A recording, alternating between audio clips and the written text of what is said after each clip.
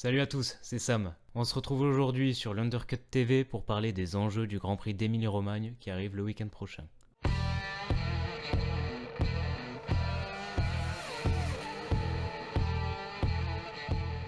Les enjeux pour ce week-end à Émilie-Romagne, qu'est-ce que c'est? D'abord, Pierre Gasly. Pour le premier Grand Prix à Bahreïn, Pierre Gasly, il n'a pas pu montrer tout son talent parce qu'il a fait une grosse erreur dans le premier tour, c'est-à-dire aller percuter Daniel Ricciardo. Il a dû rentrer au stand ensuite pour changer son aileron, il a abîmé son châssis, il a abandonné à 4 tours de la fin. Donc voilà, c'était pas une course du tout aboutie pour lancer cette saison. Mais à Émilie-Romagne, il a de quoi montrer qu'il a de grandes ambitions pour 2021. Et sa voiture le permet. Aux essais hivernaux, la voiture était performante. En qualif aussi. Pierre Gasly, il a fait une P5 en qualif. Le pilote est en forme, il faut pas qu'il fasse d'erreur. Voilà, comme il a pu faire à Bahreïn. Et la fiabilité de la voiture va beaucoup l'aider. Voilà, on l'a vu aux essais hivernaux, on l'a vu en qualif. Le moteur Honda est très très bon, il se rapproche de celui des Mercedes. Il a été développé, il est incroyable pour cette année. Et donc les AlphaTauri ont un niveau de performance très large, et ça va être très intéressant d'observer les performances de Pierre à Émilie-Romagne. Il y a de la compétition avec son coéquipier Yuki Tsunoda qui part 13ème à Bahreïn et qui finit 9ème, il a déjà brillé. Il a des ambitions, Yuki Tsunoda, ça promet d'être étincelant avec Gasly, mais tout ça, ça va se passer sur la piste. Le duo est sain, ils s'entendent bien, il n'y a pas de tension à remarquer, mais pour Pierre, il va falloir confirmer cette belle saison 2020 et ça se passe à Émilie-Romagne ce week-end. Du côté de chez McLaren, on peut croire à un grand résultat. À Bahreïn, c'est une P4 pour Lando Norris, qui est un résultat très honorable, et une P7 pour Ricciardo, qui avait, rappelons-le, pendant toute la course, un châssis endommagé. Donc P7, c'est dire la performance de la McLaren. Ricciardo, l'année dernière, il finit P3 à Émilie-Romagne. Il a de l'ambition, il va vouloir aller chercher un bon résultat comme l'année dernière, et il peut se le permettre. La monoplace est très performante, tout va bien au sein de l'écurie, Lando est en forme, McLaren a tout pour briller ce week-end. Ensuite, ce qu'on attend, c'est la bataille entre Sainz et Leclerc.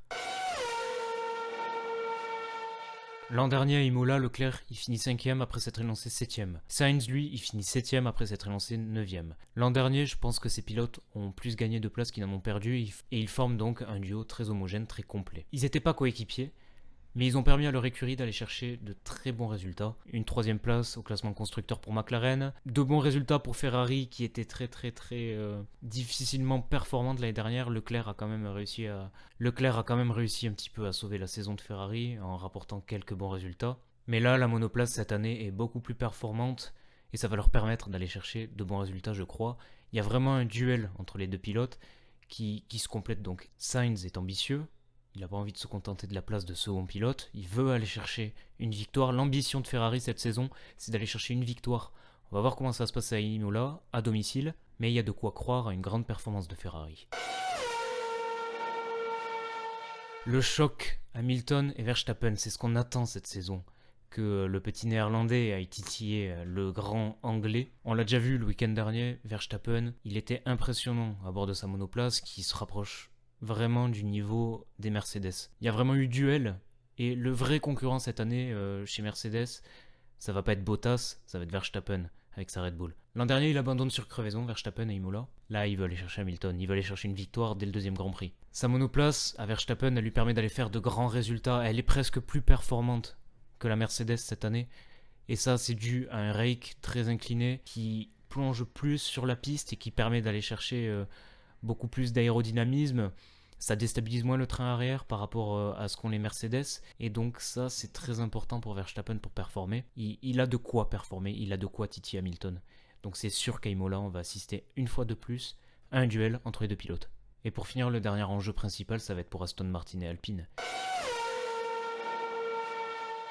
Très décevant lors du premier Grand Prix à Bahreïn. Un abandon de Fernando Alonso pour Renault, alors qu'il se plaçait dans les points. Ocon très décevant, qui part 16ème, qui finit 13ème.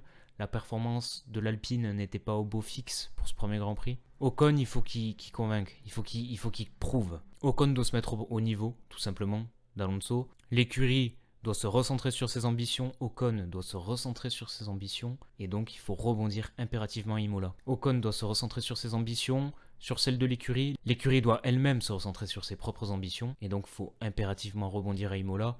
C'est quand même une 5e place constructeur Alpine l'année dernière, sous le nom de Renault. Il y a de quoi croire à une bonne performance. L'année dernière, Ricciardo finit 3e chez Renault, donc tout est possible. Du côté d'Aston Martin, c'est très décevant. P18 en qualif pour Sébastien Vettel, une 15e place en course. Lance Stroll qui finit 10e tout juste, à 2 secondes du 11e. Kimi Raikkonen. Aston, c'était Racing Point l'année dernière. Racing Point, ça finit 4e au championnat constructeur. Ils étaient très performants avec Perez et Lance Stroll. Faut rebondir, faut performer. La voiture, on va voir ce qu'elle a encore sous le capot à Imola, mais il va falloir prouver. Perez, il se qualifie 11e l'année dernière, il finit P6 en course. Racing Point en avait sous le moteur, Aston Martin doit encore en avoir sous le moteur, et c'est possible. Sébastien Vettel, c'est le quadruple champion du monde, il a de quoi performer, il faut qu'il performe. Petit bonus, les Alfa Romeo, elles retrouvent le milieu de tableau à Bahreïn, ça peut être intéressant de voir ce qu'ils vont faire à Imola. Course encourageante à Bahreïn pour Williams. À Imola l'année dernière, Latifi finit 11e. Il y a de quoi croire à une amélioration des performances chez Williams. On va voir à Imola comment ça se passe. Et pour la fin, Mazepin, est-ce qu'il va faire son premier tour de piste ?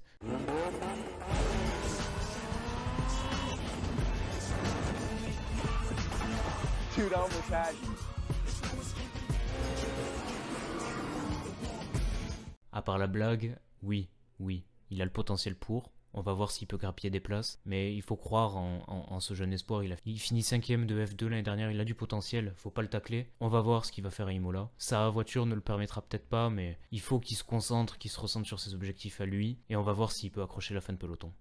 Donc on se retrouve ce week-end à Imola. On fera une petite vidéo débrief après le Grand Prix. Et on espère qu'il va se passer des choses exceptionnelles. Parce que la première course à Bahreïn était superbe. En attendant, vous pouvez retrouver le débrief du Grand Prix en direct sur Twitch dimanche soir. Vous pouvez aller voir tout ça sur notre Twitter.